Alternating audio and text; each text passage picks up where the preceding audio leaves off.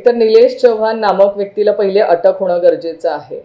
त्याने बाळ त्याच्याकडे का देण्यात आलं? बाळ जनरली ते 9 महिन्याचं बाळ होतं. ते बाळ पोलिसांकडनं किंवा कोर्टाकडूनच कुणाकडे द्यावं हे कोर्टाने ठरवायला अपेक्षित होतं. एका अनोळखी व्यक्तीकडे ते बाळ देण्यात आलं, ज्यामध्ये ते 9 दिवस ते अनोळखी व्यक्तीकडे ते बाळ राहिलं.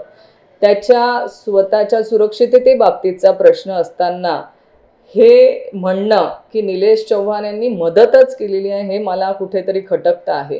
कारण एका अनोळखी व्यक्तीकडे बाळ देणं, 9 दिवस त्याच्या परिवाराला सोडून ते बाळ राहिलं, कुठल्या परिस्थितीत त्याला खायला मिळालं नाही मिळालं, ज्या वेळेस ते बाळ वैष्णवीच्या आई वडिलांच्या ताब्यामध्ये देण्यात आलं त्यावेळेस ते बाळ घाबरलेलं होतं, भेदरलेलं होतं आणि ते चिमुकलं बाळ देव ना करो त्याला काही झालं असतं तर ह्याची जबाबदारी कोणी घेतली असती. त्याच्यामुळे एकदा त्या निलेश चव्हाण नामकच्या व्यक्तीला अटक करणं आणि त्याची चौकशी करणं हे व्हायलाच हवं असं आम्हाला वाटतं.